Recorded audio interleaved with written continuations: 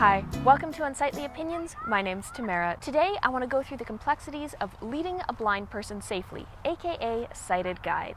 Before we get into the technical details of how to do it safely, let's talk about a few important points. First, never touch somebody without their permission. Ask somebody if they need assistance and respect them if they say no. Second, never grab, pull, or drag somebody when they don't know where they're going. It can be incredibly dangerous, disorienting, and traumatic if somebody grabs onto you when you aren't expecting it and pulls you off of your line of travel somewhere else. Imagine being dragged with your eyes closed in a different direction than the direction you were going in. It can be very scary, so don't do that. Now let's talk about how you can safely give sighted guide to somebody who's blind or visually impaired. The first thing you're going to want to do as a sighted person is you're going to want to approach the blind person and get their attention. I recommend not touching somebody until they've given you permission to do so, as that can be quite startling, but coming up to somebody and saying, "Excuse me, do you need some assistance?"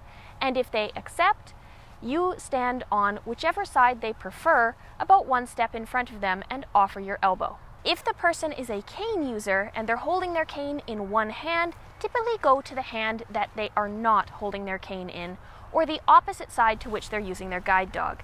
Typically guide dog's on the left, so a sighted guide will stand on the right. If somebody has agreed to sighted guide, the best thing you can do is touch the back of your hand to the back of their hand, and that way they can trail up the back of your arm to find your elbow safely. Don't grab the blind person's arm, they will be taking your elbow.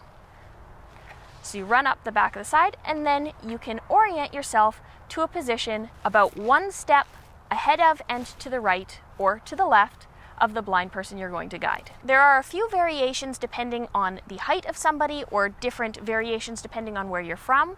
If you're quite tall, I have seen people put hands on shoulders, or if you're a lot shorter than the person who's guiding you, you can hang on to the wrist or even hand. If you're unsteady on your feet or you're more comfortable with the person, you can also link arms and help give the blind person a little bit of support. They will link their arm through yours, and then that way you can give them a little extra help or a little extra direction. It's important that the blind person maintains their independence and autonomy as much as possible, so that's why you're not grabbing their elbow.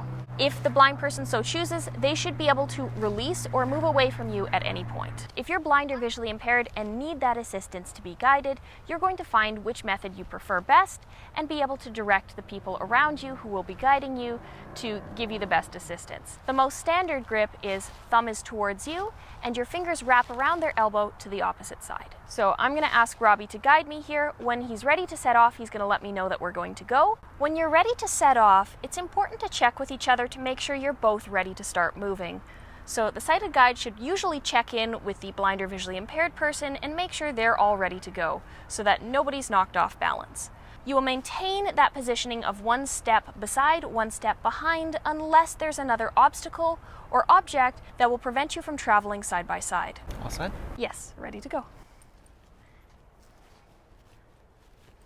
Just a step here. The sighted guide should indicate anything like steps, doorways, up and down, and how many of each there are. So the sighted guide should move first, and then once you're both safely on the step, you can move forwards.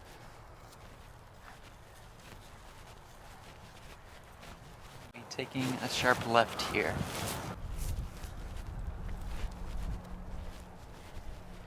And that's how you typically travel with a sighted guide. When you get to a staircase like this one, the sighted guide should approach it and let the blind person know whether there's stairs up or stairs down. And depending on the person's preference, direct them to the railing for additional stability, or stand in front of to help block should the blind person trip. When you arrive at the stairs, help the blind person locate the edge of the stair. They will feel forward with one of their feet, usually their left foot. And then once they've located, the sighted guide will go down a step and bring their arm behind their back so that you can follow single file. Okay. Coming up on some stairs going down here. All set? Yes. I don't need the railing.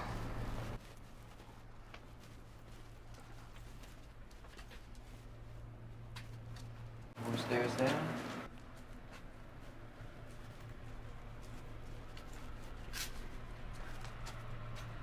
Once you're at the bottom of the stairs, return to your normal positioning and the blind person will move their arm back up to just above your elbow joint. Then you can continue on in whatever line you prefer. Right this way.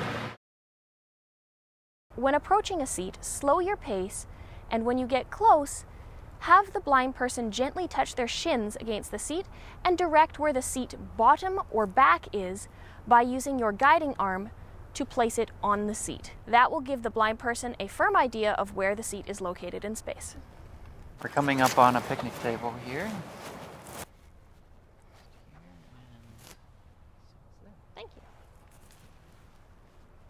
When it comes to narrow passages or areas that both people cannot safely pass at the same time, the sighted guide is going to move their arm behind their back and the blind or visually impaired person is going to slide their grip down to the wrist and follow single file.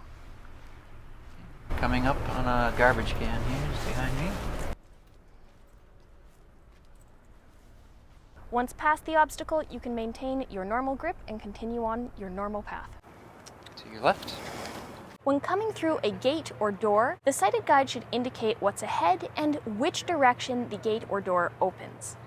You should also use a narrow passage technique where the blind person comes behind the sighted guide single file. If the door is opening across you to the right-hand side of the sighted guide, you say the door opens to the right, and if it opens to the left across towards the visually impaired or blind person, you say it opens to the left. It can also be nice to know if the blind person needs to assist in holding the door open. Okay, there's a gate coming up. If it opens to the right, you don't need to.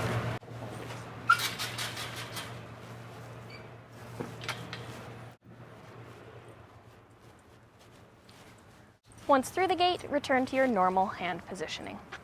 Thank you so much for watching this video. I hope you enjoyed it.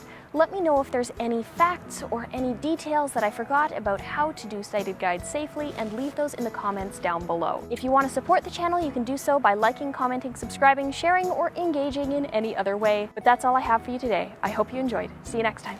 Bye for now.